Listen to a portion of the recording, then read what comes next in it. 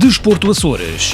Saiba tudo sobre o desporto regional, nacional e internacional nas mais variadas áreas e modalidades. Desporto Açores. Reportagens, entrevistas, crónicas, debates, tertúlias. Desporto Açores. Às segundas-feiras, a partir das 20 horas. Apresentação e produção de Pedro Sousa. Já estamos ao vivo. Temos neste momento para todos os nossos ouvintes e espectadores, seja cá Açores, seja na diáspora açoriana, seja no continente, por todo esse mundo, agradecemos novamente nesta sexta temporada, 12º programa de Desporto Açores, trazendo-nos novos conteúdos e trazendo-vos também um excelente convidado que vai nos trazer claramente mais valia esta noite e partilhará connosco os seus conhecimentos e a sua experiência. Temos cá connosco neste 12º programa José Ferreira, um homem há muito do futebol e do desporto, neste caso algarvio, mas com várias funções no desporto e na modalidade de futebol, começando da formação até os séniores, até um papel mais ativo nas sociedades anónimas desportivas no futebol profissional. Estamos a falar de José Ferreira. Antes de apresentá-lo um pouco mais, quero referir que hoje em direto e a partir de amanhã em diferido passaremos, e estejam atentos, na Rádio Diaspora Media Group nos Estados Unidos, Rádio Linha Horizonte, Rádio Lumina, a Rádio Asas do Atlântico Canadá, a Rádio Audiência, Rádio Estádio em Lisboa, Rádio Audiência no Porto, Pama Mídia nos Estados Unidos e a televisão portuguesa da Califórnia, da Rádio Portugal USA. Portanto, é uma vida dedicada ao futebol, mais dedicada a um clube porque teve muitos anos neste clube, que foi o Portimonense, e queremos saber, portanto, a história de José Ferreira, que foi diretor desportivo, treinador principal no Portimonense, mas também foi do Sport Covilhã, preparador físico, portanto tem uma vida, podemos dizer, e depois irá nos referir, o José Ferreira no Portimonense. E a nossa primeira pergunta é a pergunta da praxe, agradecendo novamente o convite que foi aceito e a resposta rápida do José Ferreira nos faz engrandecer ainda mais o programa, saber e conhecer um pouco da história do José Ferreira, que é a nossa pergunta da praxe: quem é José Ferreira no mundo desportivo, no mundo do futebol? Olá, boa noite a todos. Desde já, obrigado pelo convite. É sempre bom partilharmos e quando o Pedro disse que eu respondi rapidamente ao convite, é por isso mesmo. Gosto de partilhar e gosto de conversar sobre um tema tão apaixonante que é o futebol. A minha história começa como um menino, como toda a gente, que começa a jogar futebol na rua. E a partir daí vai para o clube da terra e começa então a praticar desde pequenino. Eu também fui jogador aqui na formação, até hoje juvenis, e foi essa paixão que foi desenvolvendo na minha pessoa, que me levou a abraçar uma carreira desportiva, com uma licenciatura também em Educação Física, com a formação específica na área do futebol, também na área da licença mais alta que há no futebol da UEFA Pro também já realizei, e fui percorrendo este caminho de primeiro jogador da formação e depois como treinador, sempre ligado também com formação, porque era importante a ter. O Portimonense sempre foi o meu clube, uma grande paixão, cerca de 20 e poucos anos como treinador, preparador físico, diretor desportivo, na área também como diretor do scouting, um percurso muito ligado que encerrou agora há pouco tempo por opção própria, porque achava que era um ponto final e tinha que ser para seguir novos rumos e novas aventuras, e pronto, e é isso que me liga ao Portimonense durante estes anos todos, primeiro como jogador de formação, como já disse, e depois começando como treinador da formação e fazendo todo o percurso, tanto por vezes no futebol profissional e depois regressando novamente à formação, com essa época que o Pedro disse bem, que saí para Covilhã, treinando também um grande clube, e que me deu um prazer enorme trabalhar por lá, e tantos amigos que deixei por lá. Leva-me a fazer esta questão, que é uma questão que depois será revista e muita gente poderá se reconhecer nesta pergunta, que é, portanto, uma pessoa que está há tantos anos num clube, ligado a um clube, e que de alguma forma naturalmente cria uma bolha sobre si e até sobre os que estão à sua volta. Uma almofada de conforto sobre si, uma zona de conforto, e sobre aqueles que estão à sua volta. Como é fazer um reentré novamente no mundo desportivo? Porque é laços fortes que se têm que quebrar e sair dessa zona de conforto para novos desafios. Sim, sem dúvida. Isto teve que ser uma grande reflexão por minha parte, e mesmo por parte em conjunto com a minha família. Mas é isso, não foi estar num clube só por estar. Foram desafios que foram surgindo, e eu fui-me desafiando a mim próprio, criando o espírito de missão naquilo que era-me pedido. E depois era bastante importante, numa fase mais particular, e neste caso familiar, a gente sabermos equilibrar as coisas, e às vezes não deixarmos que o nosso ego fale mais alto, e às vezes ir correr outros riscos ou situações que não fossem tão agradáveis, e deixando a família para trás. Por isso, o meu pensamento primeiro foi sempre estar perto da família. Tenho 2 filhos, um com 17 anos e uma menina com 10, e era importante eu estar presente no crescimento deles e na educação deles. E acho que isso, às vezes, a gente, treinadores, ficamos tão obcecados com este tipo de egos que corremos, às vezes, certos riscos que depois não são compensados. E eu, estando aqui no clube da casa, gostando muito da cidade, gostando muito das pessoas, tendo aqui os meus amigos, fui sempre vivendo nessa bolha. Mas achei que agora, por estar numa situação mais estável, a nível familiar também, achei que era importante realmente correr riscos e relançar-me também um bocadinho na minha carreira.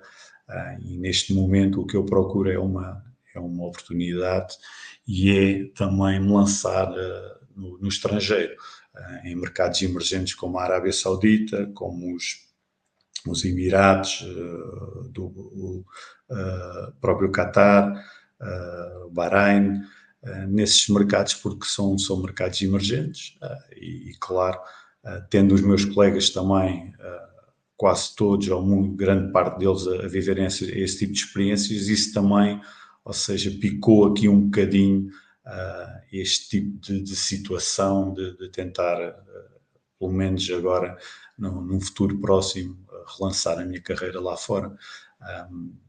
E não foi por falta de conforto, porque o Portimonense sempre deu esse conforto. Projetos, todos eles em timings corretos e todos eles muito aliciantes e que me deram um gozo imenso, desde assumir a primeira equipa em 2015, 2016, em que tivemos uma época fantástica que só faltou realmente culminar com a subida de divisão, mas todo este processo de formação, porque são pessoas que eu conheço no dia-a-dia, são pessoas que já conhecem o Zé Augusto no dia-a-dia. Eu além da área do futebol, também trabalho na área de ginásios e da educação física também nas escolas, e isto dá-me um gozo imenso, a gente estar na rua e as pessoas sentirem que é um filho da terra que vai criando estes projetos. E este último projeto então foi incrível, desde 2019 até agora na formação como diretor técnico, a evolução que a formação teve em muitos aspectos foi muito gratificante, mas acho que tudo tem um ciclo, e este ciclo fechou agora, e agora é correr novos riscos e tentar, através disto, que é isto que nos comunicou, através destas redes e deste tipo de comunicação que é hoje a internet, a gente consegue estar mais comunicáveis com o pessoal que está lá, neste caso, no lado do Golfo, no lado das Arábias, e tenho sentido que aquilo há uma evolução, e relembrar que o Mundial 2034 vai ser na Arábia Saudita, e está a haver um forte investimento, não só no futebol profissional, mas também como na área da formação. Muito bem.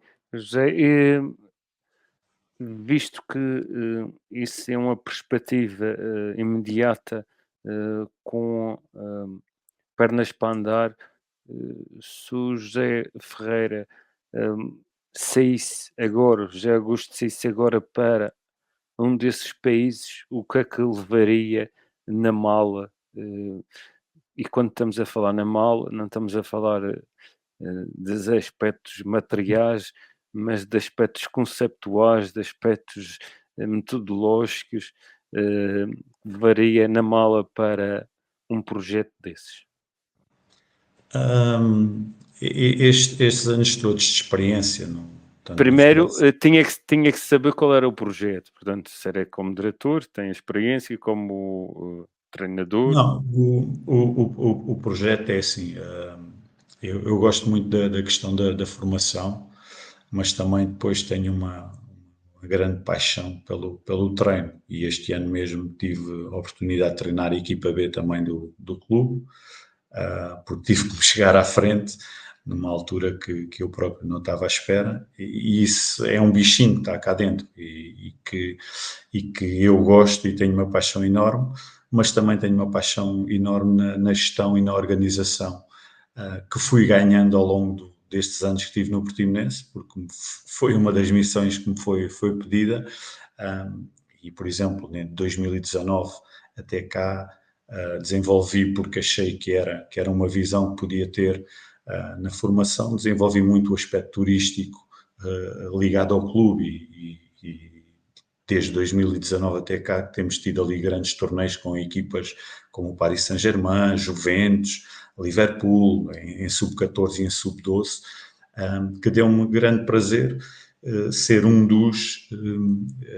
de uma das pessoas que teve essa iniciativa com outras pessoas como o André Gomes, o Pedro Roja, foram meus colaboradores, e durante estes anos a gente potenciou tanta coisa ali na formação, que isso deu mais um know-how, ou seja, além de treinador, além de preparador físico, de scouting, ou seja, isto deu uma experiência e não só a teoria, e hoje sinto-me capacitado para abraçar qualquer tipo de projeto. Já tive algumas abordagens tanto para coordenador técnico e diretor técnico de academias, assim como treinador principal também, em alguns clubes, Agora, são questões também que nós temos que ver, temos que associar, temos que perceber realmente qual é o potencial do clube, o que é que eles nos oferecem também, para nós podermos chegar lá e conseguir realmente realizar um projeto que deixe um legado, porque é isso que é fundamental, nós abraçarmos um projeto, que as pessoas também tenham uma mentalidade aberta e que queiram o José Augusto nesse projeto, com este tipo de experiências que eu fui passando ao longo dos anos, desde a área do treino, à área da gestão, que me dão esse know-how.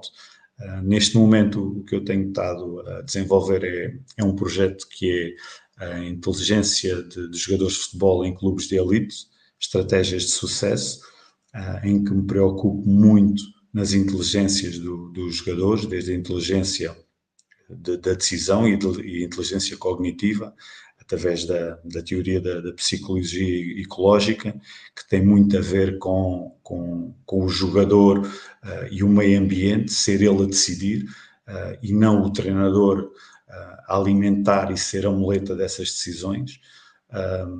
Tenho trabalhado muito nesse aspecto da tomada de decisão, através de autores como o Duarte Gomes e outros autores estrangeiros, em que tenho perspectivado realmente coisas que me foram mais ou menos fazendo confusão e construindo e desconstruindo ao longo dos anos, que é isso que eu quero, é que o jogador seja um jogador inteligente em todos os contextos e que quando saia pelo menos da experiência de estar comigo, seja um jogador mais capacitado para decidir em vários contextos.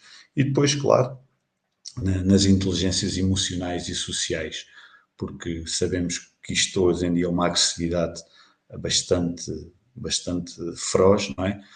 Desde as redes sociais, desde a certos contextos que hoje começam a ser mais abordados, que é esta questão mental dos jogadores e eles conseguirem lidar com este tipo de pressões que são constantes, e eu ser mais uma pessoa que os ajude, que lhes facilite neste processo. Por isso, é isso que eu levo na bagagem, é este contexto de criar jogadores cada vez mais inteligentes, né, nestas três dimensões, na área da cognitiva, na área emocional e na área social, porque estas três dimensões são importantíssimas no futebol, e nós sabemos que às vezes não basta ter talento, às vezes tem que haver mais qualquer coisa para a gente conseguir estar em níveis que são tão exigentes como esta paixão do jogo e do futebol. Nesse projeto da inteligência dos jogadores, na abordagem ecológica de Gibson, que o meio que define, portanto, a decisão do jogador,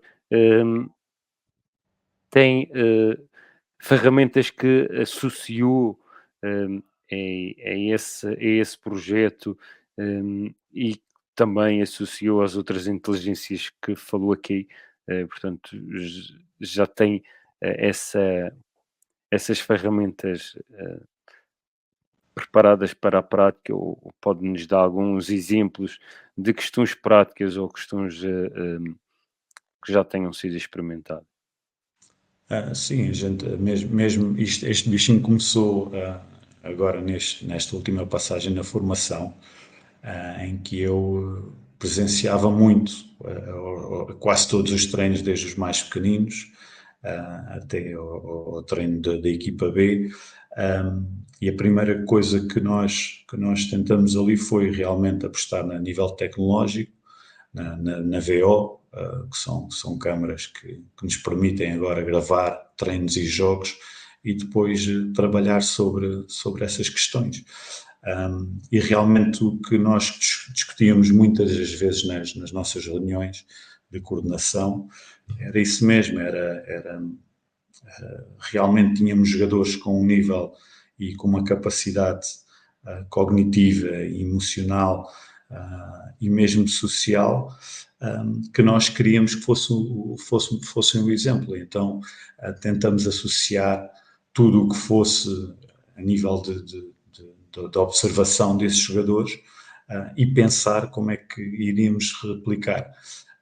Isto numa primeira fase do Uhum. Portimonense. Neste momento, o que eu tenho estado a dedicar é muito a uma pesquisa bibliográfica, desde o Gibson, desde o Duarte, até agora falta-me aqui o nome do Travassos, Bruno Travassos também, nestas áreas da decisão. Do futsal.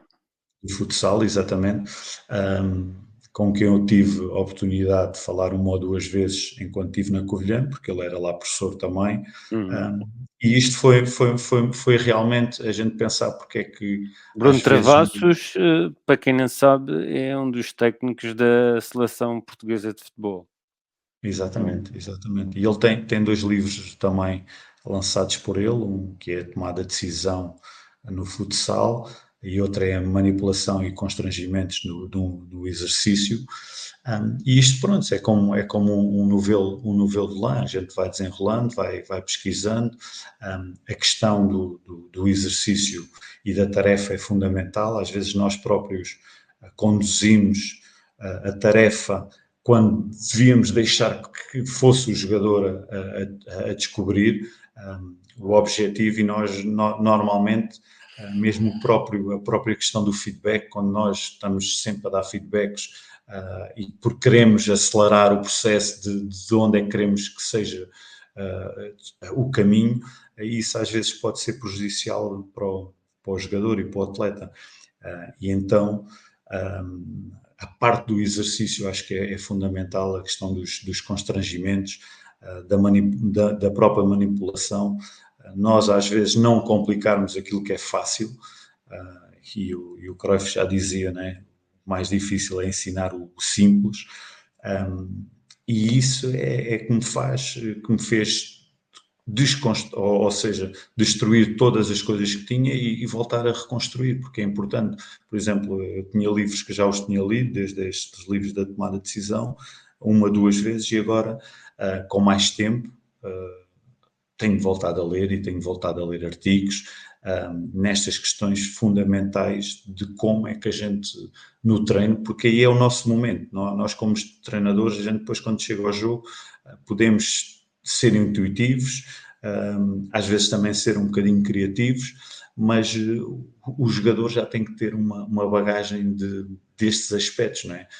E isso constrói-se através das semanas de treino, e nós percebermos, e era uma luta que eu tinha às vezes com os meus colaboradores e com os meus treinadores, é que esta questão de eles estarem sempre a sobrepor o feedback e pouca observação daquilo que o atleta nos pode dar, às vezes fazia-me confusão, e acho que é uma das ferramentas que nós temos, é a observação, é a gente observar aquilo que o atleta qual é o conteúdo que o atleta tem, e a partir daí começarmos a limar as arestas para melhorar os jogadores através destas situações, e às vezes não complicar, que não seja o nosso exercício, mas que seja um exercício que promova qualquer coisa no jogador e na equipa.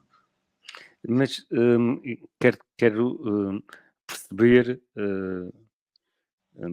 e aqui a gente quer perceber a experiência e o conhecimento já Augusto tem, que é saber, depois, e é muito estudado a tomada de decisão do jogador, muito estudado, é um tema muito, muito trabalhado,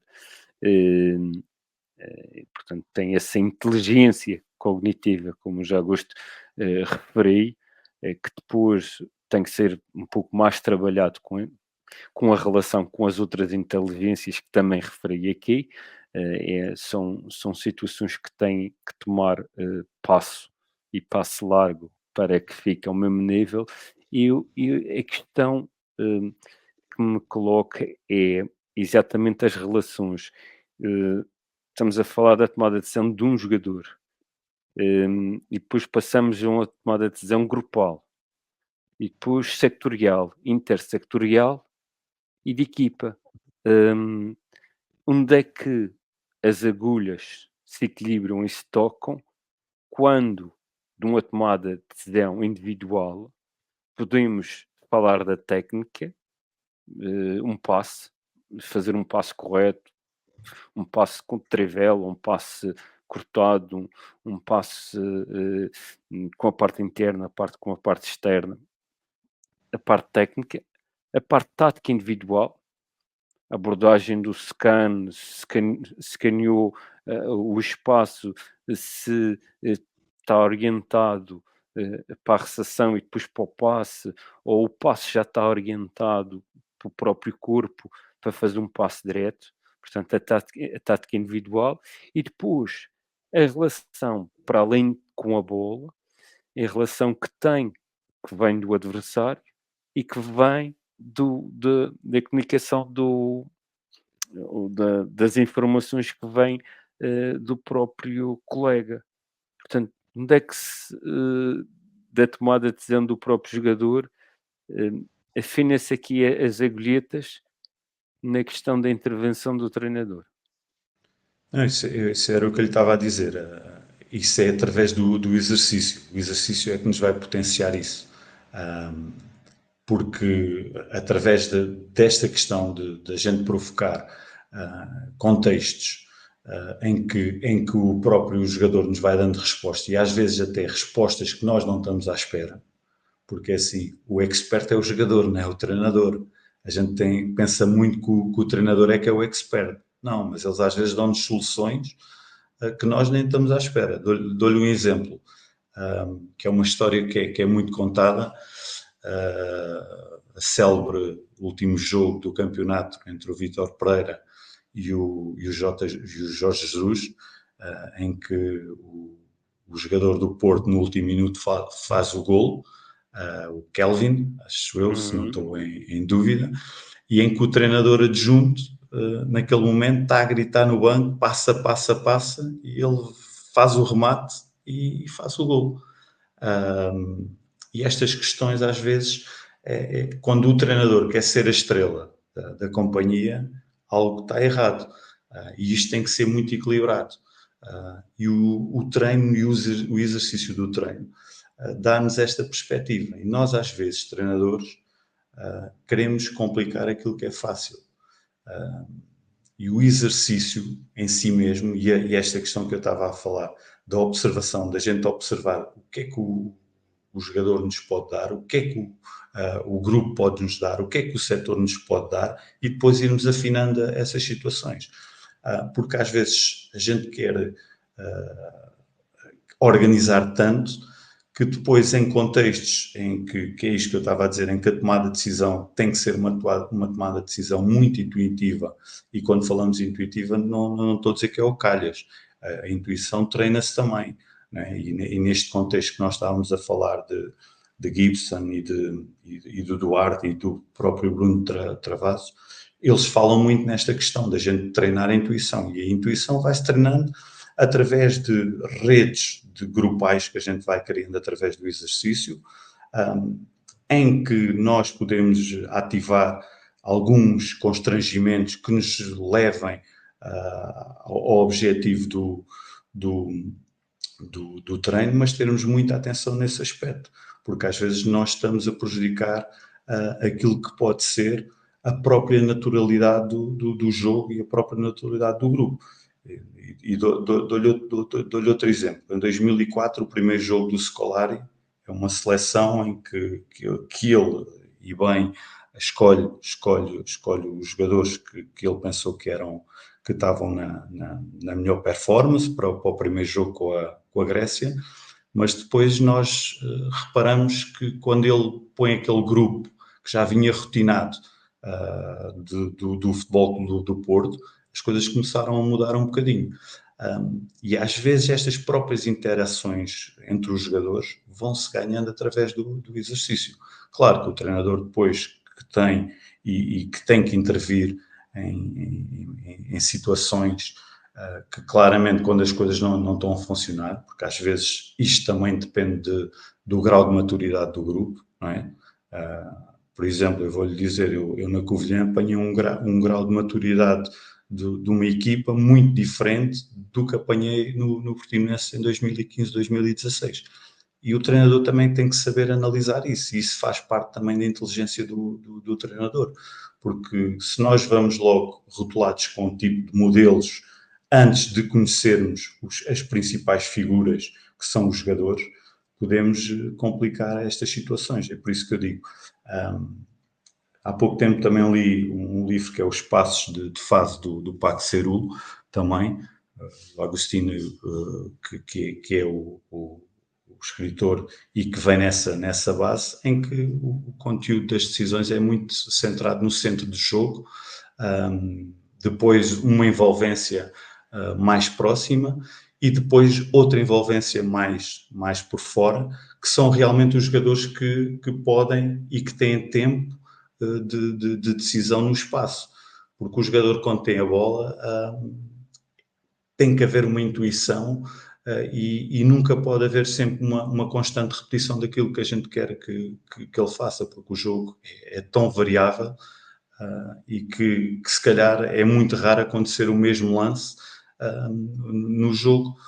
E por isso nós treinadores, e isto é a minha perspectiva, não, é esta que eu defendo, eu acho que uma das maiores ferramentas que nós temos, primeiro, que perceber é que tipo de jogadores é que nós temos à nossa frente nestas questões, primeiro técnicas, porque é aquilo que surge na altura, técnicas e táticas, e depois, claro, ir consoante, se a gente conseguir ter algumas informações na questão mais emocional e do caráter do atleta melhor, mas irmos descobrindo, porque as vivências são todas diferentes, e mesmo nós no nosso dia-a-dia, as nossas experiências vão sendo sempre diferentes. Por isso, muito no contexto do exercício, contexto de exercícios muito simples, do simples até o mais complexo, e quando a gente fala na simplicidade, tem a ver muito com esta questão de primeiro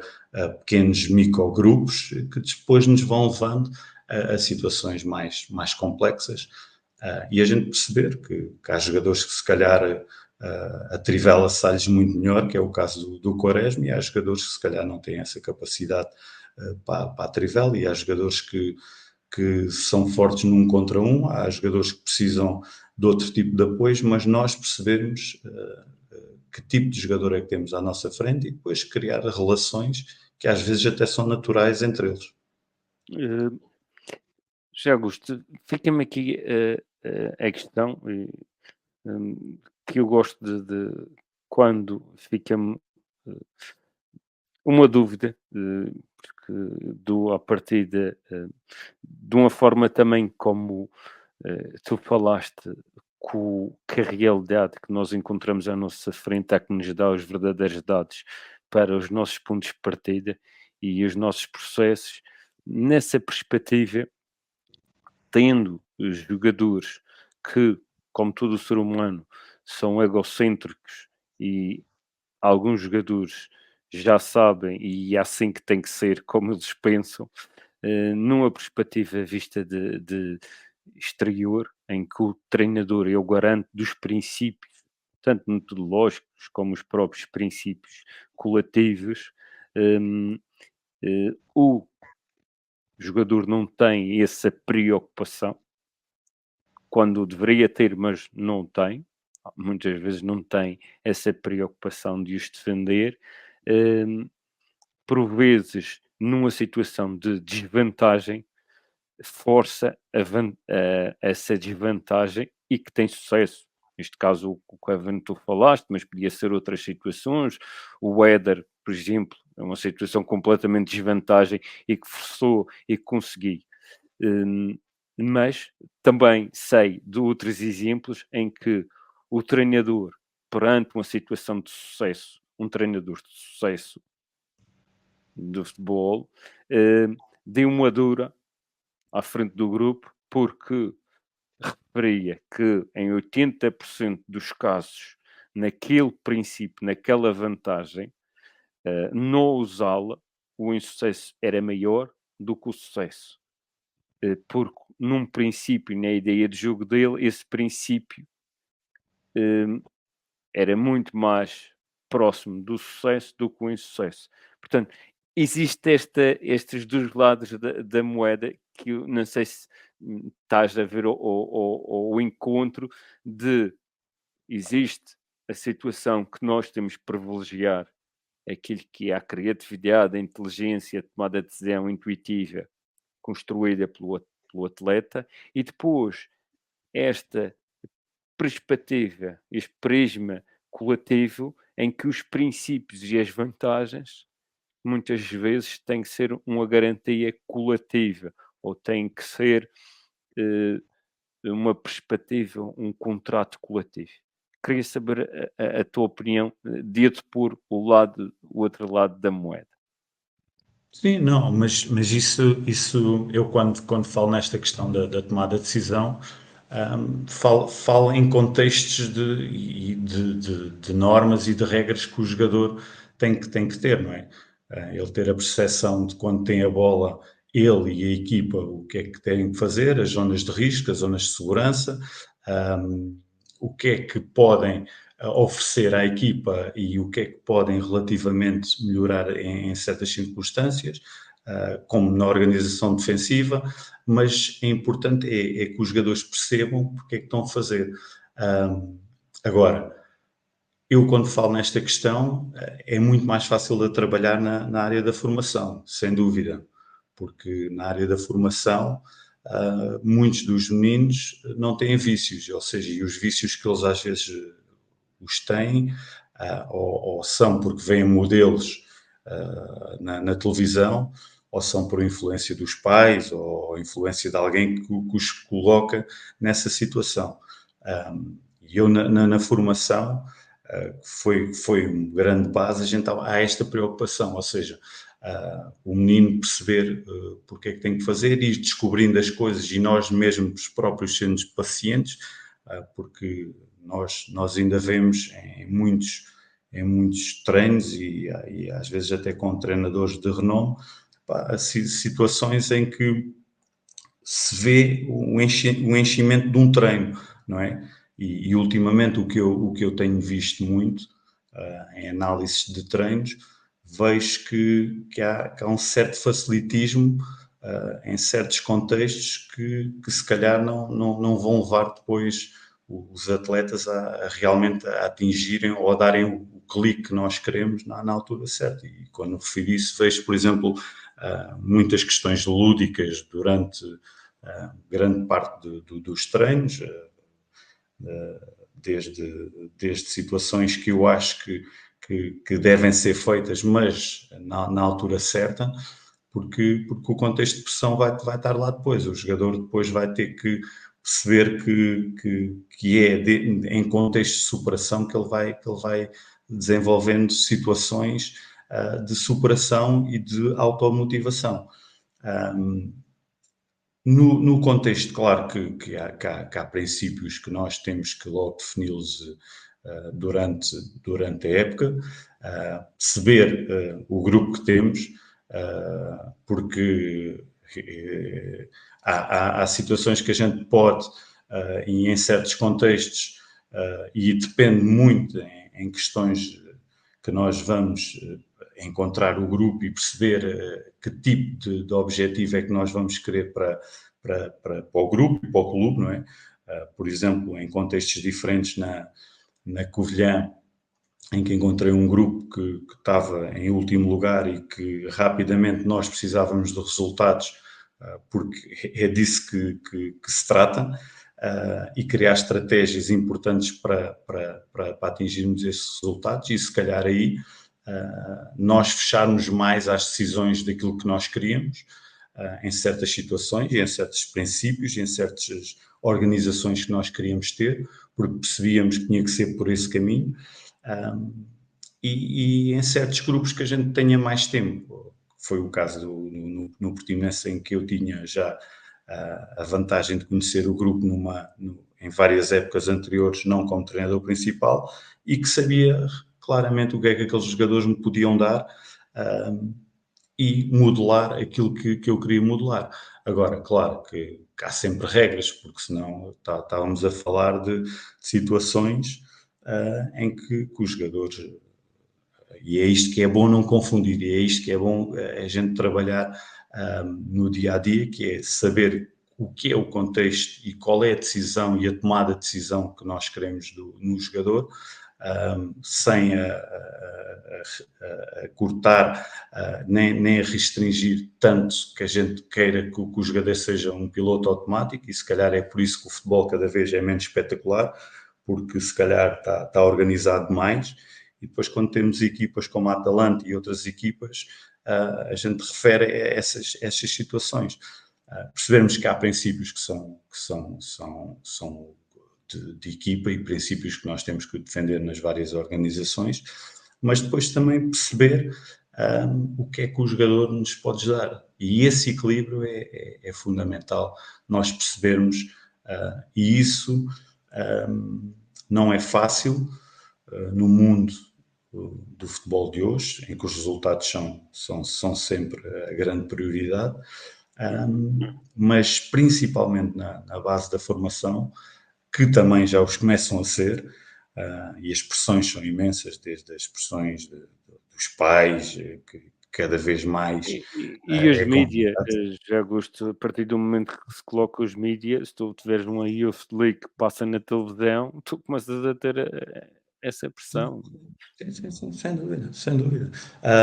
E nós próprios sentimos isso, e às vezes estas ideias que eu digo que é desenvolver a intuição, a criatividade, porque eu, por exemplo, eu lembro-me agora na última CAN, em que muitos dos treinadores que estavam lá eram europeus, e em que os jogos decidiam quase todos em penaltis.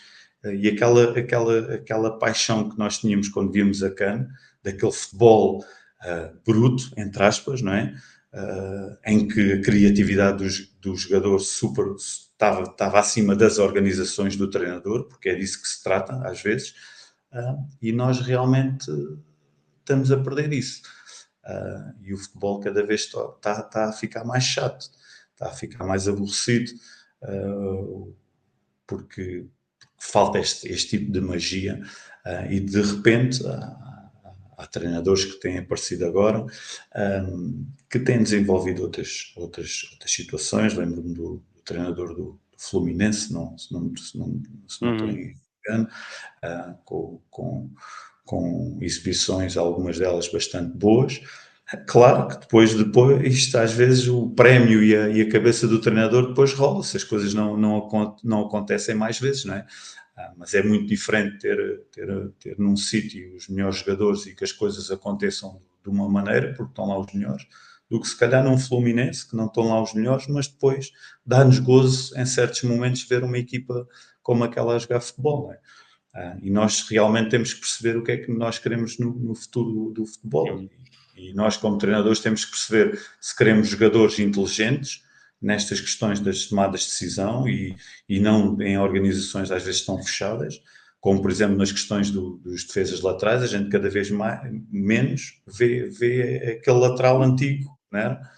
Que a Mas gente tu via. vais ver o Fluminense, já gosto, do Fernando Diniz, eh, a superioridade, o excesso de jogadores na zona da bola e a desorganização ou a movimentação, que é uma desorganização ofensiva que é para criar desequilíbrio na equipa adversária, a mobilidade é tão grande que numa situação de perca de bola, em transição ofensiva de outra equipa, hum, são jogos para a equipa que está com posse de bola, se conseguir mantê-la, consegue de alguma forma ter superioridade à equipa adversária, mas se a outra equipa também tem alguma posse de bola e principalmente em transição ofensiva, cria-lhe muitas dificuldades devido ao aglomerado de jogadores.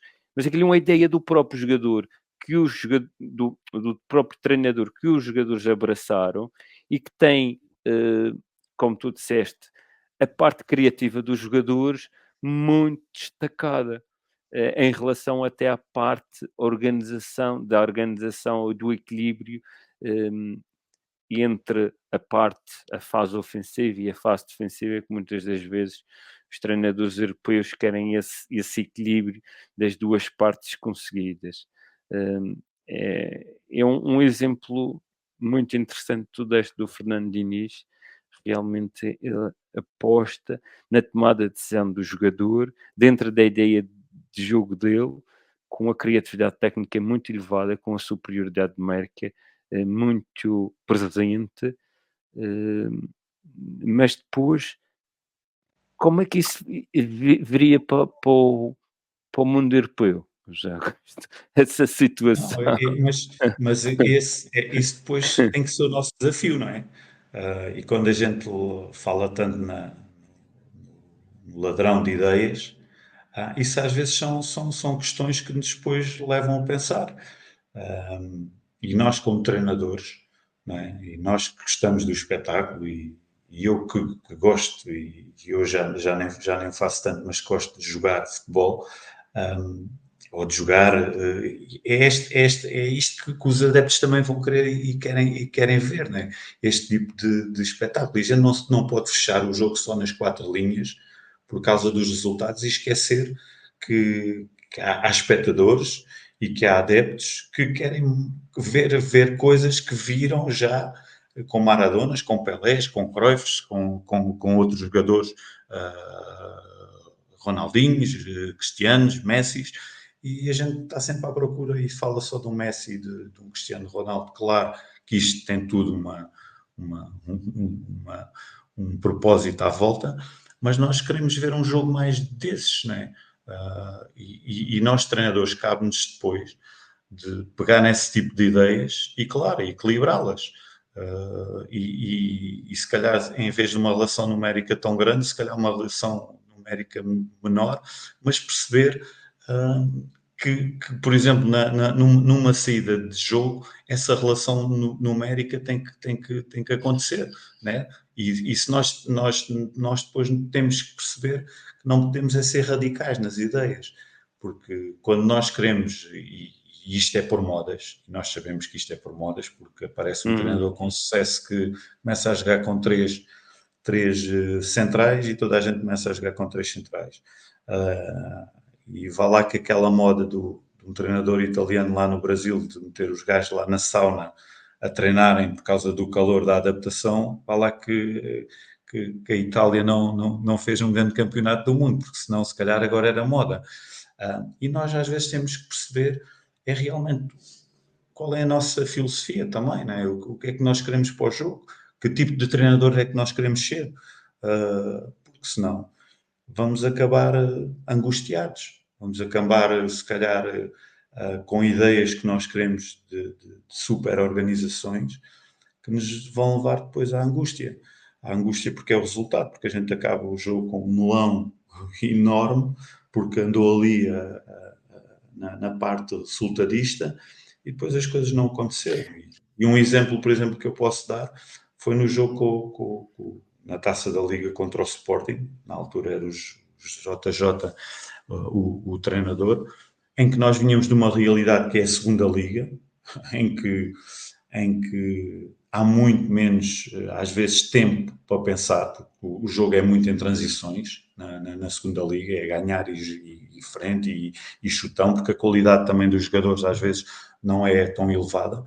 E depois termos uma diferença abismal em que os jogadores realmente perceberam que ali numa situação estavam mais de conforto, de algumas ideias que nós tínhamos vindo a trabalhar, e foi engraçado ver essas duas perspectivas. No grupo da Taça da Liga a gente apanhou 3 equipas da Primeira Liga, apanhamos também o Belenenses que na altura estava na Primeira Liga, e pressentir que através de situações que nós fomos criando ao longo da época, principalmente no exercício de treino, que deixou os jogadores naquele nível também de conforto, de ter bola e de fazerem os jogos que fizeram. E isso vai dando perspectiva e vai dando principalmente a experiência de saber o grupo que tens. Eu, por exemplo, na Covilhã, e não pegando aqui muito nestas questões dos resultados, mas no Covilhã a gente sabíamos que se marcássemos primeiro com a equipa que tínhamos, estávamos sempre muito mais próximo de ganhar o jogo. E aquilo criou-se entre os adeptos e tudo, uma questão dessas. Sempre que o Covilhã marcava primeiro, as equipas percebiam. E tu vais dizer, há aqui estratégias de organização. Pois era uma equipa e que nós sabemos que defendia muito junta, e que depois tinha nuances e estratégias de transições que nos potenciava isso. Quando tinha que demonstrar outras coisas, não tinha capacidade. Ou seja, eu acho que o treinador, acima de tudo, tem que primeiro perceber que grupo de jogadores é que tem ali, e não é fácil. É por isso que também servem os períodos pré-competitivos. O período pré-competitivo não serve para dar porrada nos jogadores para eles estarem bem no início das épocas. Serve para nós percebermos quem são os jogadores que estão ali próprios. Serve para nós criarmos os primeiros princípios que eles vão percebendo que esses princípios são fundamentais para a equipa, e nós irmos construindo o caminho, mas realmente perceber que tipo de jogador que está ali, que tipo de redes é que nós podemos construir, e claro, depois com princípios ofensivos, defensivos, nas questões das transições, isso tudo depois vai fazendo com que a equipa cresça ao longo do tempo, porque senão, repara, estamos a 3, 4 jornadas e já houve chicotadas psicológicas, e qual é o tempo que o treinador vai chegar lá para fazer, que nível de princípios, que nível de situações é que ele vai ter que ponderar para conseguir novamente que atinja esse tipo de resultados. Não é? Sabes o que é que eu acho, Augusto, a determinados momentos, que o treinador que chega com essa margem de tempo tão curta, é tipo aqueles, eu agora não me recordo o nome, aqueles refresh que a gente põe nos carros, triângulos de um pinheiro que a gente dá aquele cheiro bom e que a gente mete o carro, aquele cheira muito bem, e se calhar é aquele fresh que é necessário, mas é só aquele fresh, portanto tem aquela noção de fresh e de ar fresco no início, porque como tu falas, é muito difícil a ideia de jogo passar numa semana, e princípios que sejam do treinador passar numa semana, e dinâmicas de um momento para o outro, quanto até os próprios jogadores têm que descontextualizar da parte do treinador,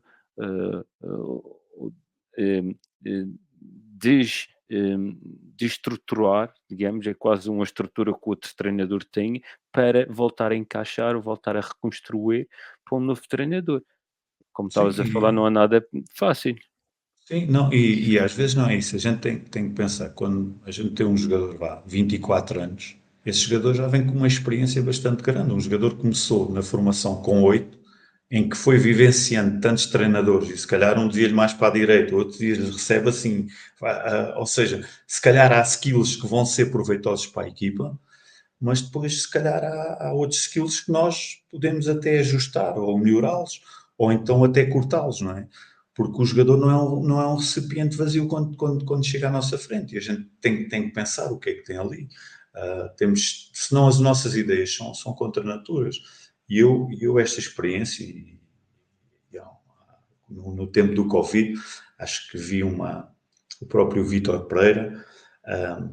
Eu fiz o terceiro nível com o Vítor Pereira, e na altura acho que o Vítor Pereira tinha uma ideia muito fundamentalista da periodização tática, e era muito coisa. E hoje, através desse workshop que houve na ANTAF, que foi na altura do Covid, o próprio Vítor Pereira, ele próprio modificou a parte dele treinar nesses aspectos também. Porquê? Porque ele pedia coisas que eram contra a natura ao jogador e à rede de jogadores que ele tinha ali. E às vezes os próprios jogadores conseguem resolver situações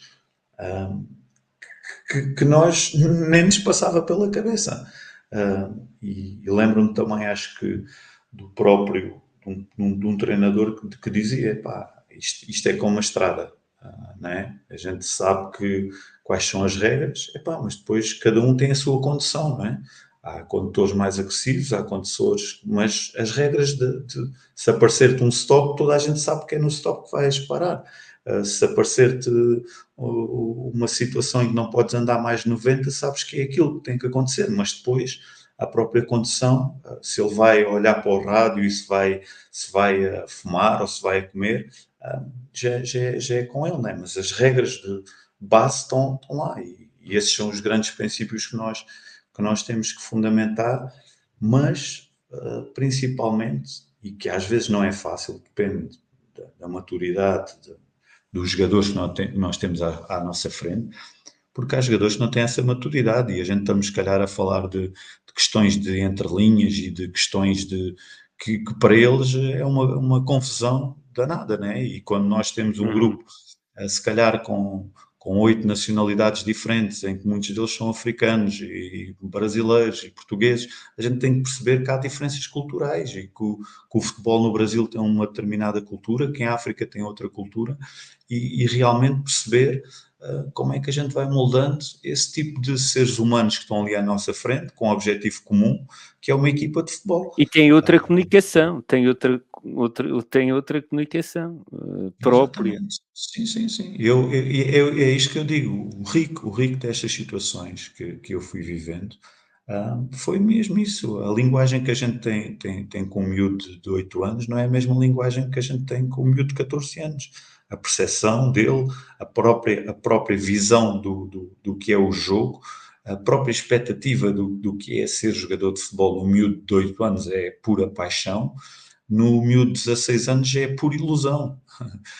E isto, parece que não, mexe nos próprios skills do jogador.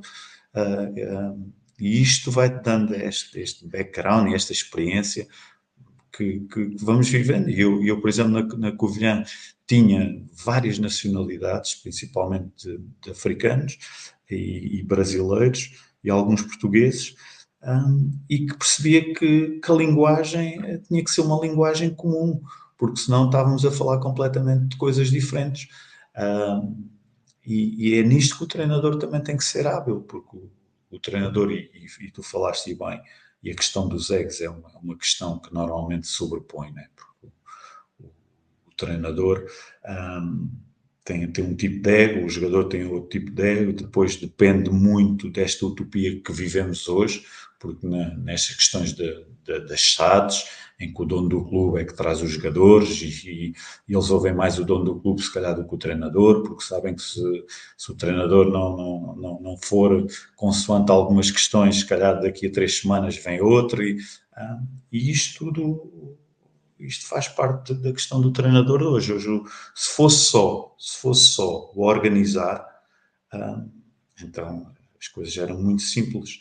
E a visão não é essa. A visão hoje em dia, o treinador, e era aquilo que eu estava a falar, nestas questões da inteligência emocional, da inteligência social, o próprio treinador saber de onde é que pode mexer e até onde é que pode ser um coaching, porque depois há situações que ele já não controla e já tem que passar por uma equipa multidisciplinar, neste caso de um psicólogo, de um nutricionista, porque em níveis profissionais as coisas já são a doer e já são a valer, e mesmo já em questões amadoras. Eu ano passado estive na equipa B do clube e a gente já sente isso, os próprios jogadores, com este tipo de informações que lhes chega, eles também já mesmo no contexto amador, eles já querem para ser profissionais, e o treinador tem que ir ao encontro dessas situações, porque o só Já organizar... sabem, têm mais informação, mas nem quer dizer que tenham a melhor informação. Mas por Exatamente, causa da internet e deste poder todo sim. informativo, Sem tem muito dúvida, mais sem dúvida. informação.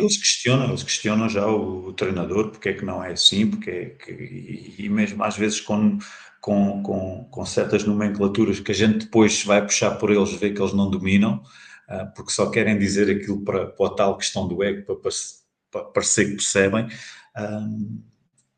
Pois é isto, o treinador hoje em dia, além da equipa que tem que ter à volta dele, tem que ter uma mente aberta. Eu acho que tem que ter uma mente aberta, e principalmente ser um bom observador e um bom ouvinte também, a ir percebendo para onde é que pode jogar, porque hoje em dia eu acho que só a questão da organização tornava-se muito mais simples, e a gente tem ali jogadores e nós sabemos, treinadores, né? O grupo, o jogador que não joga, o jogador que joga, o jogador que quando as coisas, os resultados não são os melhores, quem é que eles apontam o dedo, e normalmente nunca é para eles próprios. E isto tem um grande peso no contexto de equipa e no contexto de crescimento de equipa.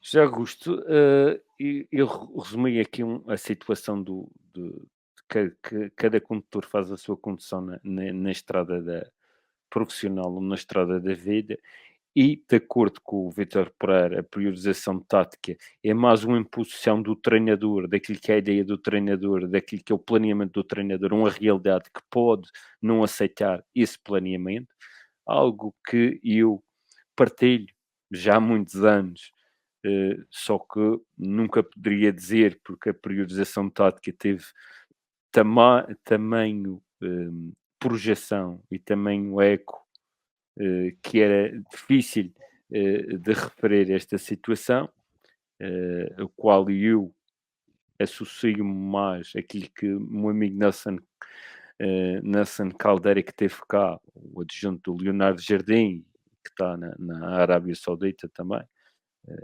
mando-lhe um abraço, que está em primeiro lugar e está a correr bem. Desculpa, no Qatar. No Qatar. Ratificando.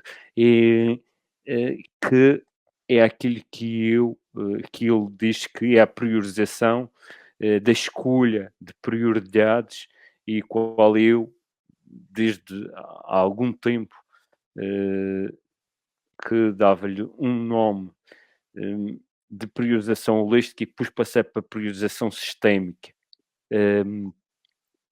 E vejo que há ainda a insistência de ser aquilo que nós pensamos da realidade e não o que é que nós teremos da realidade. A gente vê esta situação dos três defesas, jogar a três defesas, dos jogam sempre para o lado, quando a equipa precisa para jogar para a frente. Portanto, precisa de romper, precisa de um jogo entre linhas, chamado jogo entre linhas, e a tendência deles, por falta de aprendizagem que o podem fazer, mas por tendência natural, têm uma tendência de se proteger, de se autoproteger. E a gente, mesmo aqueles que conseguem fazer isso, e face o número e a pressão que acontece, nós estamos a ver cada vez mais número de golos, de perca de bola, de recuperação de bola, no último terço, e com transições ofensivas a dar golos. Basta rebobinar resumos e resumos que a gente vê equipas com esta insistência e com este resultado. O que é que tu pensas desta prioridade? Qual é a prioridade que tu achas que o futebol deverá olhar de face explanar estas situações que tu colocaste-me aqui, colocaste em cima da mesa? O que eu acho é que toda a gente bebe da mesma informação, né? E então isto parece uma cópia da cópia da cópia, porque quando a gente ouve falar nessas questões dos três centrais e jogar entre linhas, assim como eu penso, milhões de treinadores também pensam, e as coisas começam a se encaixar. E o problema do futebol atual é que há muitas coisas que se encaixam. E a gente estamos a ver o jogo, e se forem organizações, uma ofensiva contra uma defensiva, as coisas estão ali encaixadas. Tivemos agora o exemplo, por exemplo, do Sporting com o Casa Pia, não é? Em que há uma equipa que retira as possibilidades à outra equipa, e depois estamos ali numa questão um bocado monótona e um bocado... porquê? Porque também nós próprios não educamos os jogadores a construir algo mais, não é? Ou seja, a gente ficamos com os jogadores a não querer sofrer o primeiro golo. Mas depois, quando temos bola, às vezes não temos a capacidade para mais qualquer coisa, para sermos mais criativos, mais intuitivos. E isso é o fundamental. E o jogo hoje, com o acesso a que a gente temos informação, e a gente, se formos clicar no Google, no YouTube e agora na inteligência artificial, cada vez mais vamos ter isso, né? E os treinadores vão-se copiando e quando vão para o jogo já vão com essa perspectiva de ideias que o outro também tem. E depois, quando a gente aparece um Fernando Diniz, não é? Com estas situações novas, ou agora um Tiago Mota, ou outros treinadores mais audazes, mesmo o treinador um bocadinho que é diferenciado e que a gente tem que perceber nisso, que é o da Atalanta, a gente realmente prevê que as coisas podem acontecer de outras maneiras, mas depois, se houverem 4 ou 5 que piem também aquela ideia, as coisas começam sempre a encaixar, e é por isso que eu cada vez mais penso nesta questão do jogador inteligente e quando falo dos jogadores, e isto tem que ser trabalhado nas bases, isto não pode ser já trabalhado num jogador que já traz muitos vícios de muitos anos, em que passou por muitos treinadores e que agora é difícil desmontar aquilo e voltar a montar. É aí o que a gente pode tentar que o jogador e que os jogadores façam é perceber o que é que ele tem e aproveitar essa moldagem que ele já trouxe desde a formação até um contexto profissional e perceber que através de outras redes o que é que a gente possa fazer. Porque as coisas até podem resultar, e no outro dia um dos livros do Bruno Travassos ele dizia mesmo isso, as coisas podem resultar no início do jogo, mas depois as equipas vão se encaixando, e se não houver episódios que nós não estejamos à espera, que é um episódio de um golo que surge primeiro, um episódio de alguma coisa que aconteça, o jogo vai fluindo para um jogo pacato, para um jogo super organizado dos dois lados. E como tu falaste, e bem, eu acho que o segredo vai ser muito nesta questão das transições, do poder rápido de a gente chegar à baliza adversária. Porque isso vai ser a capacidade. Porque nós, quando vemos um City a jogar, nós percebemos que as outras equipas já sabem que o City tem aquele ADN e vão-se fechar cá atrás e vão tentar coisas que não são normais. E o próprio City, durante muitos anos, quando chegava a momentos de decisão de Liga dos Campeões, por querer sempre o ADN deles sobrepor-se sobre o ADN das outras equipas, o próprio Bernardo, numa entrevista que deu, disse que o sucesso que eles tiveram na última Liga dos Campeões passou mesmo por aí, por eles não quererem ser aqueles golosos sempre da bola e perceberem que há outros que também têm a capacidade e eles próprios saberem que iam ter que sofrer. Porque se queriam chegar a uma final da Champions, há outras equipas que também têm talento e têm processos que se podem sobrepor, às vezes, aos riscos tão grandes que o City fazia em quase todos os jogos e depois nunca chegava às finais. E o próprio Bernardo disse, isto é maturidade, não é? Esta questão de nós darmos o jogo ao adversário e nós próprios, se calhar, termos que sofrer, é maturidade para podermos chegar a uma situação de resultado, e neste caso uma final da Champions. Por isso o futebol vai passando por ciclos, não é? Vai passando por alguns ciclos. Eu lembro-me perfeitamente, e eu gosto muito do Cruyff, no Dream Team do Cruyff, ele não jogava com 3 centrais, jogava com um central e 2 laterais, e depois mais o Guardiola na frente, que era uma ideia completamente hoje em dia impensável, mas que funcionava e que vai funcionando, e às vezes as próprias réplicas do Guardiola e de outros treinadores são engraçadas, porque a paixão do futebol é a gente desmontar estes conceitos, e nós treinadores ficamos muito agarrados ao resultado, porque sabemos que à segunda, terceira derrota já fomos, não é? E às vezes não somos audazes nesta questão e de repente a nossa paixão, que era o futebol, que era esta situação de criarmos e de nos associarmos aos jogadores que já têm certa experiência e know-how durante a carreira deles, nós prendermos muito a esta questão da organização, do resultado, porque depois não temos sucesso e às vezes o sucesso é enganador, porque a gente às vezes tem treinadores que se calhar não são tão bons a terem sucesso porque têm jogadores fantásticos, porque são eles que jogam, e o Phil Jackson e o próprio professor Jorge Araújo sempre disseram que quem joga são os jogadores, eles é que jogam, e essa qualidade que existe, nós às vezes também temos que perguntar porque é que existe essa qualidade, porque é que, por exemplo, um jogador português ou espanhol vale muito mais do que um jogador chinês. Porque é que isto acontece, não é? Porque estes contextos que se vão sendo criando ao longo da carreira do jogador não lhes permitem estes contextos competitivos de eu ser melhor jogador do que o outro, não é? Quando eu compito numa Liga Espanhola ou numa Champions, em que estou sempre a jogar contra os melhores, isso é que me faz crescer, não é? Porque senão, na China, com as condições todas que eles têm, mesmo neste mercado emergente que há agora, eles tinham grandes jogadores, por condições não lhes falta. Informação ou trazerem os melhores para os treinar, também não. Mas depois falta-lhes estes handicaps, que é o crescimento, que é a experiência que eles vão tendo ao longo dos anos e que nós temos que contar com isso.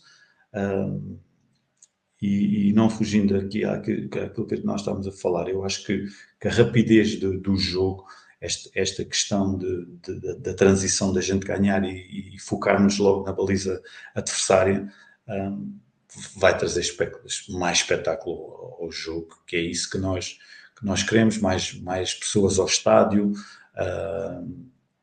porque senão a gente vê, se a gente estivermos atentos na nossa primeira liga e na segunda liga, se a gente estiver atento aos resumos, a gente vê estádios vazios. A gente cada vez menos, o futebol é esta bolha que parece uma coisa espetacular, principalmente em Portugal, mas depois a gente vemos pessoas que já não vão ao futebol, porque começa-se a tornar aborrecido.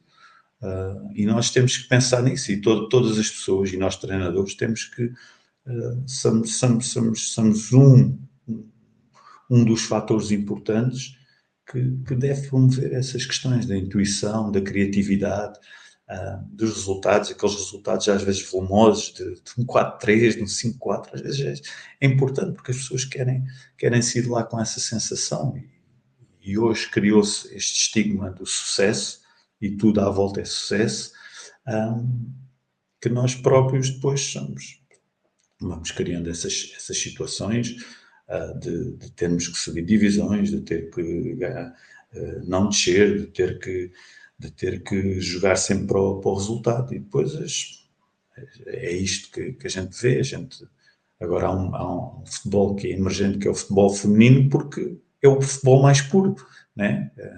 Em que já não está tão fechado e tão organizado como o futebol masculino. E não sei se no futuro como é que vai ser, agora que as coisas têm sido às vezes um bocado chatas. Tem sido, eu acho que a última final do Mundial foi uma exceção, não é? Entre a Argentina e a França, uma coisa espetacular, porque os protagonistas estavam lá, não é? E os próprios grupos estavam lá criados. A gente tive a oportunidade de ver um comentário da Netflix da Argentina e percebe-se o que é aquele grupo, percebe-se que é muito mais do que o futebol que está ali, percebe-se que há ali sinergias que já não têm a ver com a organização de jogo, que há ali coisas que já passam acima disso, e nós treinadores não podemos ter um medo de deixar isso fluir. E nós, às vezes, com o nosso ego, queremos controlar o grupo, queremos controlar as personalidades, amarramos tanto e às vezes temos que deixar as coisas fluírem. Essas questões já está aqui a trazer,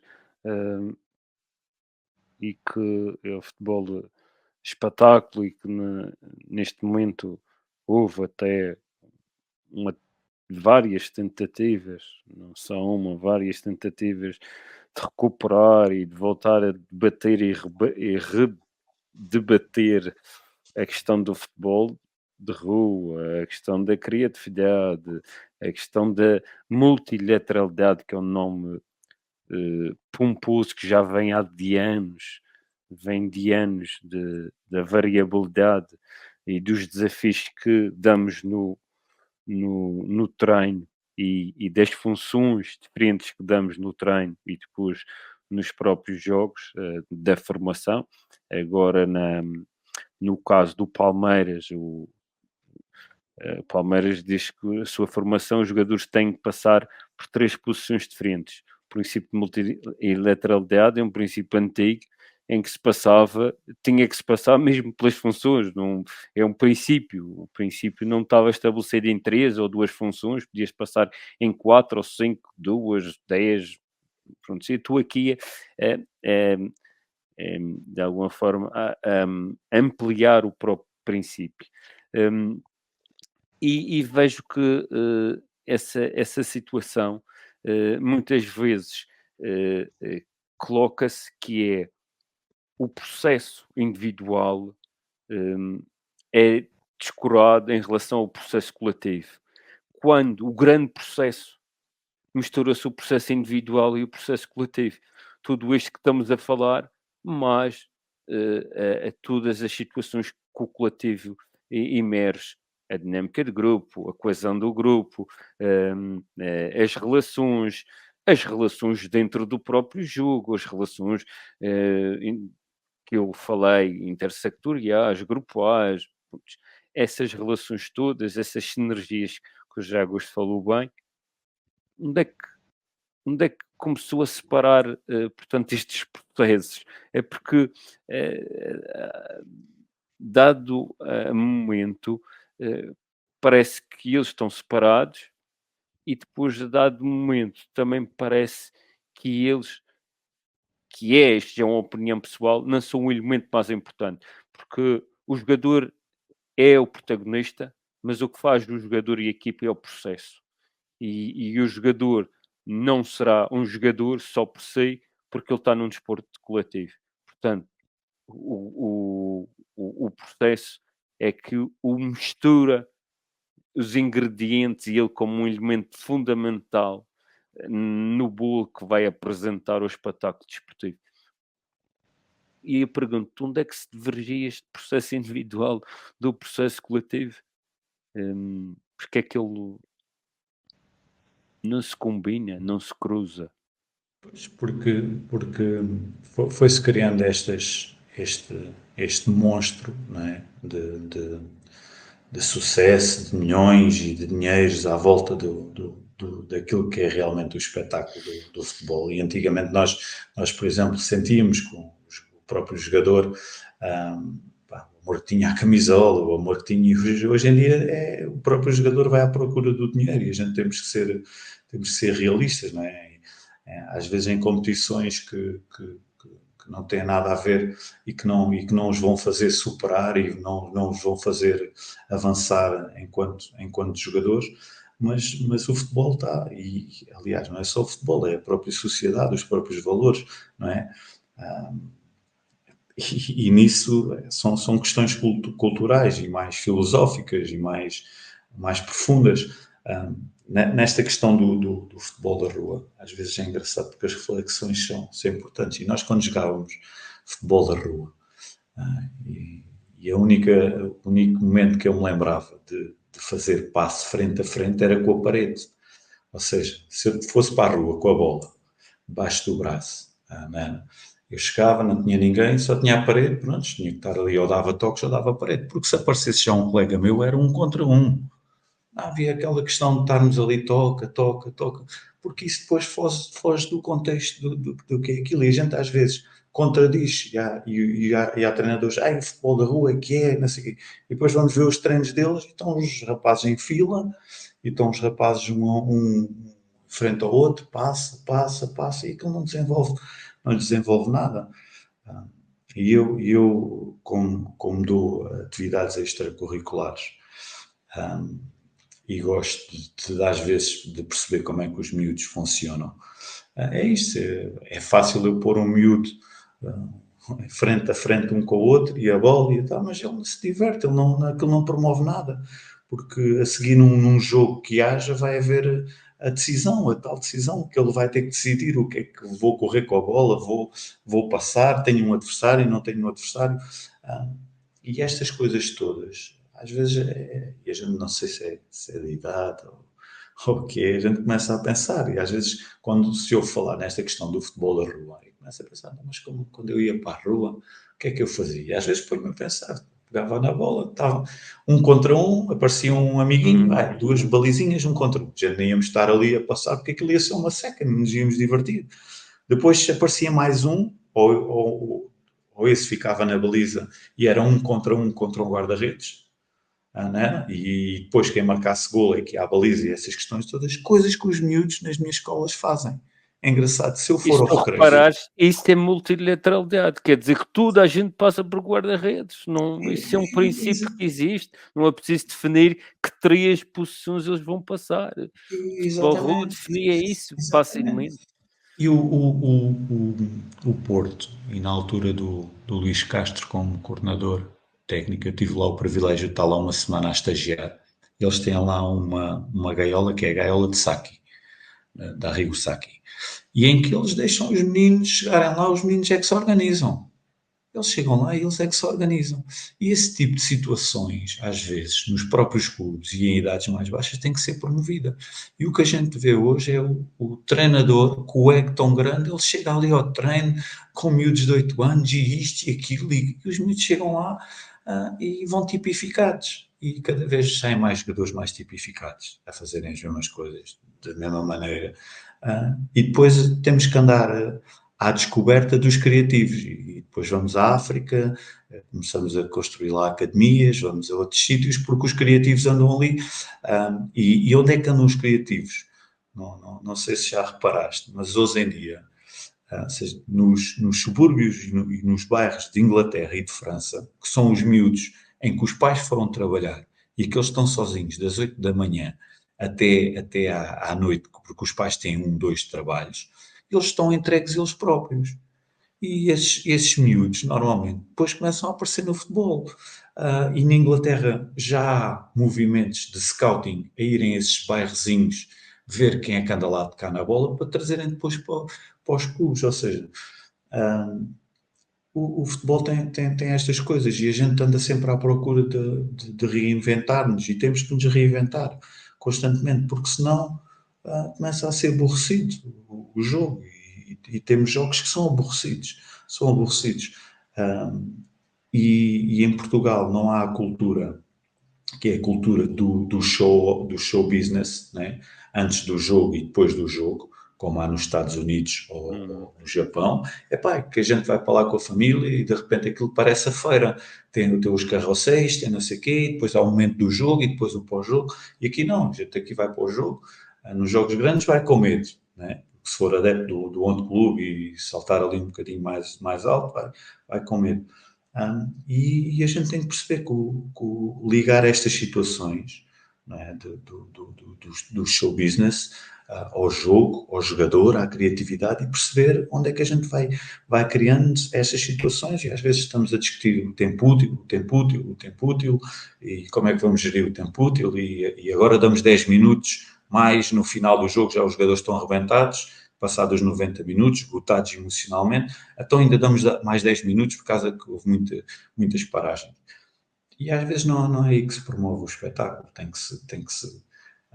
que se criar outras situações, mesmo a própria defesa do treinador, né? Um clube se calhar não é permitido, está bem que depois vou-me atirar aqui situações, e o mercado, mas o mercado está saturado, mas tem que haver regras, senão os clubes também estão sempre a mudar de treinador, isto provoca instabilidades, vai levar com que o treinador se proteja mais em organizações mais fechadas, mais de menos risco e mais segurança.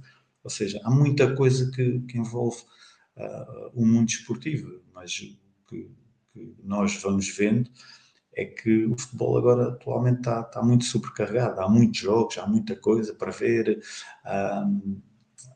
é bom por um lado, porque nos permite ver algumas situações de outro tipo de culturas, mas depois a gente começa a perceber que é mais do mesmo. É mais do mesmo. E estamos a ver ali um jogo e chega um ponto que, pá, se tivermos outra coisa mais aliciante, vamos ver. E tem que se pensar seriamente no futuro nisso, porque é tal galinha de ovos de ouro que depois pode acabar. E já se anda a discutir este tipo de ligas e ligas diferentes umas das outras, e agora mais jogos com esta liga mundial que vai haver de clubes. Já há jogadores que querem fazer greve, já há outros que... Ou seja, isto tudo tem a ver com às vezes, essa sobreposição que é do sucesso e das questões monetárias e depois perde-se um bocadinho a essência daquilo que é a paixão, que é o jogo, que são estas coisas que a gente vai construindo, desconstruindo. Há ideias, umas mais de organização, outras mais de intuição, de criatividade, e o futebol, eu penso que atualmente está saturado. Está a faltar a magia. Está muito faltar empresarial. Está sim, muito sim, empresarial. Sem dúvida. E eu reterei aqui nos apontamentos qual é a equipa técnica que tem que ter à volta do José Augusto, visto que um dos ingredientes que refere é uma boa observação e ser um bom ouvinte. Penso que dentro da estrutura que acompanha, também têm que ser bons observadores e ser bons ouvintes para trazerem melhor informação para melhores suas decisões. E eu coloco aqui outra provocação. Também têm que o ser desafiadores na perspectiva de ver outro prisma que não esteja a ver, e facilitadores a partir do momento que tomam a decisão, facilitar essa decisão para que ela tenha rendimento ou sucesso. Claro que sim. Aliás, a primeira equipa é a equipa técnica, não é? Quando a gente estamos a dizer equipa não é ter ali indivíduos que estão com a gente só para colocarem ou para fazerem aquilo que nós temos a ideia. E a equipa passa muito por isso, não é? É a gente, para já, perceber quais são as perspectivas e as dinâmicas das pessoas que nós queremos ao nosso lado. É fundamental. Nós termos pessoas que também queiram crescer, que também queiram aprender e que elas próprias dinamizem aquilo que é o processo. E o treinador não ter medo disso. Eu e as pessoas que trabalharam comigo e sabem, e são os melhores porque tiveram, eu muitas das vezes era um observador no treino. O treino era dado, organizado por todos nós, mas depois tinha um treinador que trabalhava mais o aspecto defensivo, o treinador que trabalhava mais o aspecto ofensivo, em dinâmicas de organização, e eu gostava de observar, porque durante este percurso que todos nós que temos como treinadores, e eu no início eu queria era falar e sair de lá completamente esgotado. E depois nos jogos era falar e com os árbitros e com tudo, e depois quando realmente no momento de reflexão parecia que tinha tido uma amnésia, porque não me lembrava das coisas principais, e quando estava a ver no vídeo realmente percebia, aqui situações que passaram. Porquê? Porque nós também somos seres emocionais. E o líder às vezes tem que se abstrair um bocado disso. Né? Tem que ser a pessoa que, com mais cabeça fria. E isso é importante, a gente ter ao nosso lado pessoas que nos desafiem também e que nos digam que as coisas às vezes podem ser de maneiras diferentes. E a minha forma de trabalhar sempre foi essa. Gosto de dar responsabilidades e tarefas e em comum nós próprios podermos discutir ideias e depois irmos seguindo o caminho. Mas o que eu mais gosto mesmo durante o treino e às vezes durante a competição é ser um bom observador. Eu próprio ser um bom observador dos feelings, das organizações, das questões técnicas, táticas, mas às vezes mais do feeling, de perceber quais são as sensações que os atletas me estão a dar, que o jogo me está a dar, e isso só através de uma posição mais tranquila, mais calma, que às vezes não é fácil, porque o futebol é um jogo de emoção, mas essa preparação eu começo normalmente logo no treino. Sou uma pessoa ativa, gosto de interagir e de realmente passar informação, mas passar informação concreta ao jogador. E perceber que às vezes nem é passar, e percebendo se ele ele próprio vai descobrindo algumas questões que sejam importantes. Mas é isso que é a paixão do treino. Porque se nós não formos bons observadores, às vezes nós estamos a criar situações complexas e situações realmente que nós, e volto a dizer, estas questões dos egos passam muitas vezes por aí, mas a capacidade de termos pessoas competentes à nossa volta, pessoas que realmente na equipa técnica nos desafiem também, é fundamental. Fundamental. Embora é isto que nós corremos. Nós às vezes corremos o risco e temos que perceber bem as pessoas que temos à nossa frente, e saber se essas pessoas estão preparadas para um desafio, que é, por exemplo, a gente sairmos do tal desconforto para um mundo diferente e depois chegar lá as coisas não correrem bem, e eles também, a gente perceber que estão ali seres humanos, que depois também deixaram as famílias deles, os riscos deles, e isso antes requer uma pré-preparação importante, de a gente conhecer bem o tipo de pessoas que estão ali na envolvência, porque é a máxima. Nisto depois, no final do dia, é o ser humano que está ali. E se as coisas não correrem bem, isto depois tem tudo influência, não é? Imagina que a gente leva um treinador que foi recentemente pai, e a gente vai para o estrangeiro.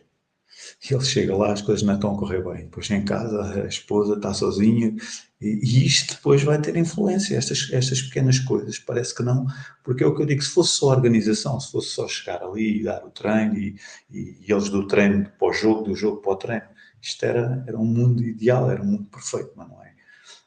E esses pormenores, até nisso nós vamos ter que pensar, né? Por exemplo, imagina que eu agora me convidavam para ir para fora.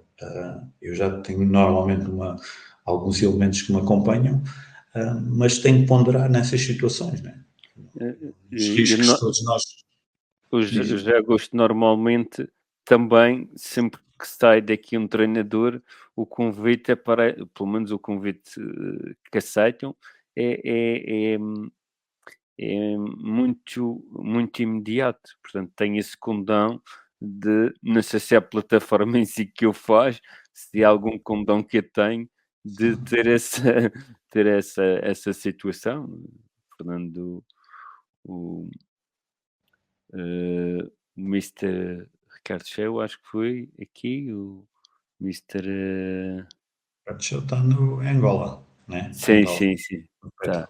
O Mr. a seguir foi Fernando Valente, o Mr. Rui Borges, está no Vitória.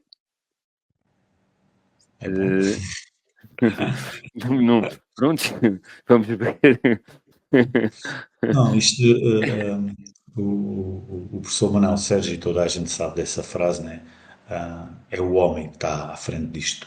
E nós temos os nossos medos, temos os nossos receios, assim, e ser treinador, a gente sabe que é um risco muito maior do que o jogador, porque o jogador normalmente tem o contrato. O treinador não é? O treinador, e é isso que estavas a dizer, estás numa zona de conforto, tranquilo, tens a tua posição, de repente vais para um sítio, olha, mesmo nestes países já houve agora treinadores que saíram, não é? Que já não estão lá, e depois é isso, tu levas conta. Uma coisa é, por exemplo, tu vais sozinho e sabes que vais depender de ti, né? Que se as coisas correrem mal, olha, vens para cá, mas tu levares pessoal, e pessoal que se calhar até estava numa zona de conforto, que estava bem, e depois vai contigo, as coisas não correm, não correm bem, voltam, a gente às vezes tem que ponderar bem esse tipo de situações. E todas as envolvências, não é? Porque é isto, são riscos, e eu decidi agora correr este risco realmente, porque tinha que me desafiar também, e porque senti que era o ciclo que tinha fechado ali no Portimonense, nesta questão da formação. Ficaram lá pessoas competentes, que foram trabalhando comigo, mas isto não quer dizer que se eu sei que as vá buscar, porque tenho que pensar realmente o tipo de envolvência. Por exemplo, ainda hoje estive a falar com pessoas que me falavam na Ucrânia, a ir para uma academia na Ucrânia, não é? E tu tens que realmente ponderar este tipo de situações, porque se tu disseres em casa que vais para a Ucrânia, a família vai ficar muito mais apreensiva do que se tu disseres que vais para um Dubai, não é? Isto depois mexe no teu estado emocional, não é? E nós temos que ponderar muito bem estas situações, porque é o que eu digo, se fosse só organização, se fosse uma linha defensiva, um bloco defensivo, claro que isso é fundamental e é importante, mas é muito mais que isso. E tenho uma questão a fazer o José Augusto, que veio-me agora rapidamente à cabeça. Nós colocamos logo à partida que somos seres humanos, treinadores, jogadores, dirigentes, no final do dia e até no início do dia. E até durante o dia. Portanto, somos humanos sempre. Portanto, na perspectiva que a ciência diz que nós primeiro sentimos, depois pensamos e a seguir agimos, duas das partes estão na cabeça, o pensar e o sentir, e só uma está fora, que é o agir. Que é que nós priorizamos o agir no planeamento, priorizamos o agir no falar, e somente quando a coisa corre mal é que vamos ao pensar e ao sentir. Faz-me uma confusão de treinadores que respondem do pensar e no sentir quando as coisas correm mal, mas no planear, o sentir e o pensar vem, por vezes, muito depois, numa perspectiva de remediação. E isto é algo que estou-me a debater desde os estágios que já fiz à formação que tenho, debate-me N vezes, até com a questão de conceitos, mas pronto, nem sequer vou partir por aí, vou partir por esta situação que eu estou a referir, que é o que nós dizemos e o que nós fazemos. Até porque quando alguém da parte mental, o emocional, o sentir e do pensar interfere, diz que é teórica. Quando isto é totalmente prático, porque nós em qualquer momento, em qualquer situação, pensamos e sentimos. E a própria justificação do subjetivo, no final de qualquer jogo, muitas das vezes o refúgio é no sentir e no pensar. Sim, isto às vezes torna-se, porque se calhar nós deveríamos ter o tal treinador do treinador, não é? Aquela pessoa que fosse ali o nosso grilozinho ali, o nosso ouvido, não é? E o professor Jorge Araújo, num livro que tem, ele próprio fez uma época assim, não é? E isso é importante. É importante nós às vezes termos uma pessoa só ali connosco que nos vá dando este tipo de equilíbrios. E às vezes a equipa técnica dá, mas às vezes dá-nos noutra perspectiva e depende dos elementos que tiverem lá. Porque há elementos que realmente vão ser os fiéis escudeiros do treinador, não é? E às vezes a gente precisa de ouvir umas verdades e de ouvir umas situações concretas naquilo que se vai passando, porque depois é isto, a a questão emocional e a gente querermos sermos racionais, mas depois fomos tão racionais e as coisas de um momento para o outro não aconteceram como a gente estávamos à espera, porque o plano era tão elaborado. E no futebol é isto, é as emoções, né? E a gente agora quando vê ali o povo árabe a vibrar, que parece que o futebol apareceu agora lá, né? Com estas questões, eles vibram e esta parte toda, e depois vemos toda esta envolvência à volta deles nestas organizações, desde a organização do Qatar, agora na organização do Mundial, grandes estádios, grandes aproximações, trazerem o mundo do futebol, está bem, com uma visão também, numa perspectiva mais económica também, mas depois o futebol tem isto, e por mais que nós queiramos ser racionais e pensarmos, somos na altura do planeamento das situações, mas depois a variabilidade é tão grande no jogo. Lembro-me talvez de uma final Barcelona Manchester United, acho eu, em que o guarda-redes do Manchester United foi logo expulso ali no primeiro ou segundo minuto, e isto altera muito, e mesmo nós, seres humanos, e nós treinadores que tenhamos os planos todos, parece que vai sobrepor a parte emocional, não é? Porque a paixão do futebol depois é isto. Eu acho que o futebol é um desporto mesmo único, porque nos outros desportos, como o basquete, como o handball, próprio futsal, não há esta paixão, este sentimento de mesmo da própria invariabilidade do jogo, do que é que vai acontecer, os próprios duelos entre os jogadores, o próprio estado do jogador emocional, estas questões depois que andam à volta e que vão gravitando das redes sociais, das televisões, dos mídias, de tudo, que vai mexendo com o próprio jogador. E a gente vê, por exemplo, a mãe do Cristiano Ronaldo, sempre que vai ver um jogo, aquela vibração. Porquê? Porque isto mexe tudo. E nós, seres humanos, observamos este tipo de situações. E cada vez mais com a globalização. E por mais que nós queiramos ser frios, e acho que nem os próprios alemães, né, que são povos, ou os nórdicos, são povos mais fechados, acho que o mundo mudou e a gente temos que ir seguindo estes indicadores que o mundo nos vai dando, esta questão da globalização, do próprio atleta hoje, né? O próprio jogador que tem o mental coaching, tem o próprio nutricionista, tem depois mais a família. Como é que o treinador vai entrar na cabeça dele, não é?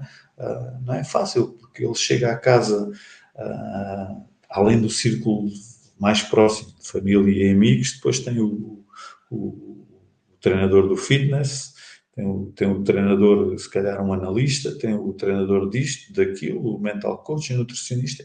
Isto vai-lhe criar ali uma destabilidade tão grande.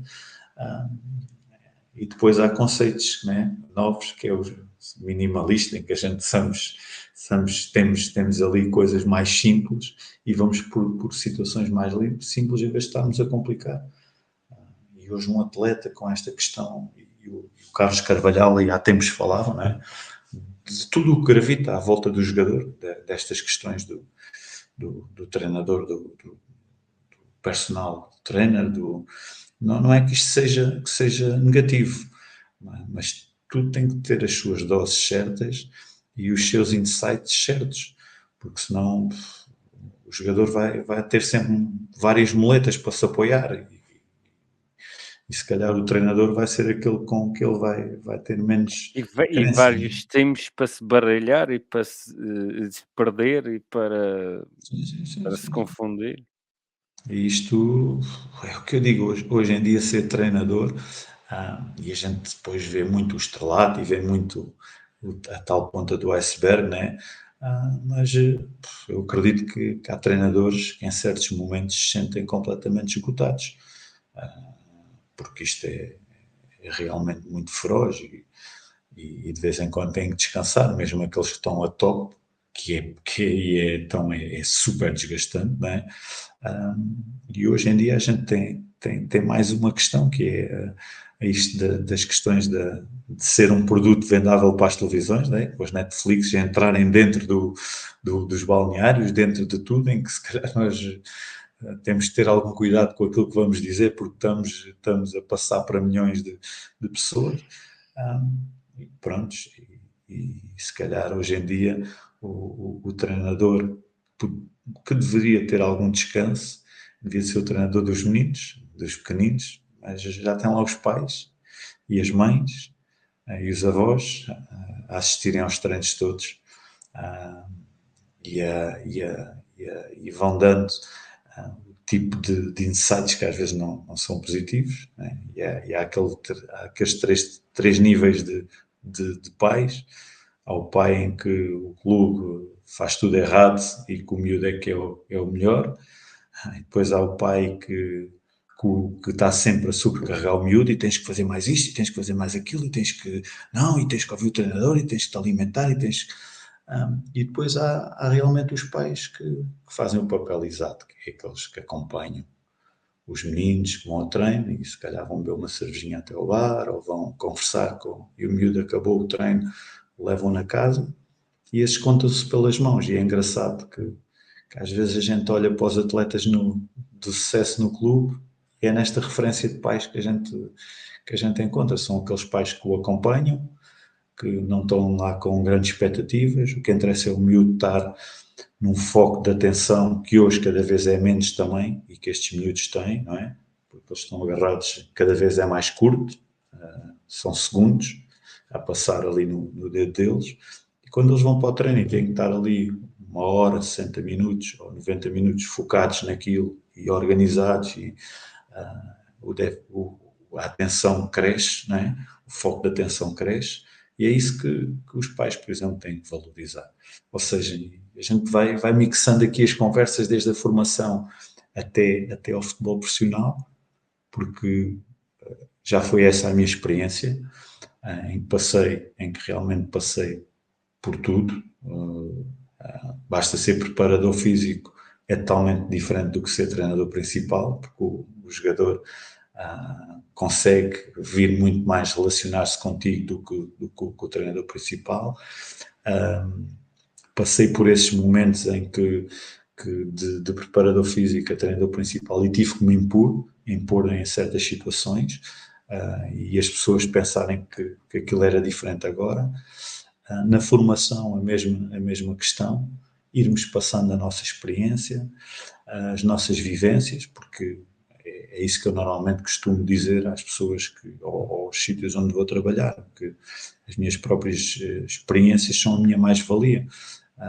E foi bom ter passado por isto tudo, e não me sinto decepcionado, não estar no estrelato de estar super treinador, feliz porque tenho concretizado aquilo que eu sempre sonhei, que era ser profissional de desporto, neste caso de futebol. Já o sou há uns bons anos. Não prescindo da minha maneira de ser, não preciso de ser uma pessoa muito extrovertida e muito show-off. Gosto de ser uma pessoa calma, humilde, e seguindo o meu caminho. E agora achei que era um ciclo e que gostava de experimentar outras coisas, porque acho que é agora nesta idade dos 50 ainda, porque a partir dos 60 acho que já não. É walking futebol, né? a partir dos 60, walking futebol. Exatamente. E por isso, pronto, é este ciclo que eu quero realmente viver, em situações que eu acho que ainda há esta pureza do futebol, né? Porque e questões culturais também, que se acontecer nestas questões de um país completamente diferente, em que a questão cultural vai ser diferente também, e isso é um desafio também, e de certeza que vou ganhar mais neste aspecto da parte social, da tal parte da percepção das relações, o que é que há aqui que eu possa dar e receber. José Augusto, estamos agora nos últimos minutos do programa. Queria que desses a última mensagem, quem nos esteja a ver e a ouvir, e que, portanto, passes alguma mensagem para a diáspora açoriana e para todos os nossos ouvintes, mas também há uma mensagem para aqueles que são mais queridos ou para aqueles que querem iniciar uma carreira. Portanto, a mensagem fica do teu lado. Hum, Uhum. ficas Não, agora com a bola. sim, a mensagem que eu passo é, pá, que vale a pena este tipo de interação, porque são interações muito ricas. O mundo do futebol é bastante rico, é completamente diferente de outras situações em que nós estamos sempre à prova, conhecemos pessoas fantásticas, vamos desenvolvendo situações não só de amizade, mas de crescimento pessoal muito bom. O que eu acho é que nós, às vezes, temos que ser um bocadinho audazes e se não chegarmos a treinadores de top, pelo menos que no dia a dia que a gente faça mesmo as coisas acontecerem com paixão e percebendo que à nossa frente estão jogadores, estão miúdos, estão um conjunto de seres humanos que também se querem autopromover ou se divertir ou evoluir, e que isso é fundamental, e nós não pensarmos só na nossa questão do ego, irmos muito mais pela humildade, de percebermos que somos nós e mais os outros, e todos juntos é que a gente pode crescer, e nunca na questão de querer escalar carreiras, de querer ser modelos de outros.